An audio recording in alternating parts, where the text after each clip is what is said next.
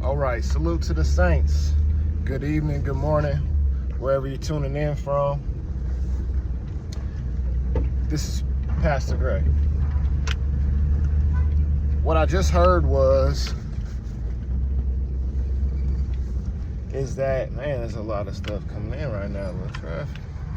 Bobcat coming in. Anyways, what I just heard, saints, was that somebody saw a sign and it said, Jesus says that divorce and remarriage is a sin. I ain't never read that in the Bible, and I've read the whole Bible. To be exact, about twice over. And I've read multiple books, multiple times, and things of that nature. But I want someone to point out to me and show me and put the scripture down below of this video where Jesus said it was a sin to divorce and remarry. Because, so you're going to tell me that after a certain situation has escalated beyond separation and then reconciliation, you're telling me that that relationship must stand and the man can never be remarried. That's absolutely asinine. Absolutely asinine. So you're telling me this woman is practicing witchcraft and she's going to teach that to my seed, right? To my sons and my daughters. And I have to remain married to her. And if I separate from her, I have to just remain single until she dies. That's a misinterpretation of the scripture. That's a very highly misinterpretation of the scriptures.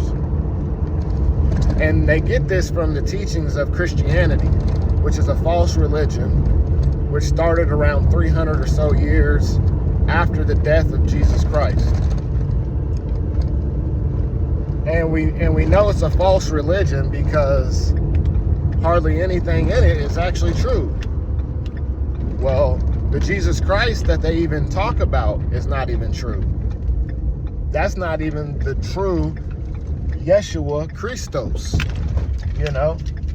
And that's a Hebrew form and a Latin form for what they called. Because in the days of Christ, the three major languages were Hebrew, Latin, and Greek.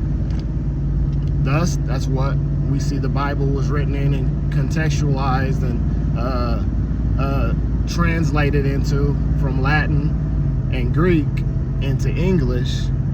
And again, still a major language which derives off those languages. Because America's nothing but Greeks and Romans. You know, you got your few scattered Irish, Scottish, you know, Germans. But let's be honest. This is Rome. This is just Rome repackaged. But let's get back to the main subject at hand. Divorce and remarriage. Boy, about hit me. Goodness. Wasn't even looking. People don't wave these days, huh? What happened to people when you know each other, when you drive by, you waved, you know? I guess that only is surface level. Anyways, I need someone to show me the scripture where Jesus said it was a sin to divorce and remarry, where Jesus spoke these words. Because if you say Jesus said, that's just the same thing as a prophet in olden times saying, thus saith the Lord, or thus saith the Master, if we get more concrete. Thus saith the Master. Abstract, they'll say, you know, the Lord. But concrete language, the Master. This is a big issue to say Jesus said. And to say Jesus said it. You know, someone to be speaking and they say, Jesus said to me this, and that. Well, you better be careful. Because if it don't line up with the first 5 books of the law, the Torah, the law. We can't find it nowhere in the prophets, and we don't see it in the writings of the new covenant. We don't see it in the writings, the Gospels, Matthew, Mark, Luke, and John, or the writings of Paul, or any of that. Then you better count that man as a false prophet, a false pastor. He's a deceiver. She's a deceiver. Because Jesus never said that. Jesus did speak on adultery. He did speak on adultery. And when you break this thing down of marriage and sin, and what it meant for a man to commit adultery, what it meant for a woman to commit adultery, I'm gonna give you a very, very key nugget right here that I don't usually do, because I don't like to cast my pearls before swine, right? That's what we're commanded not to do. Okay, so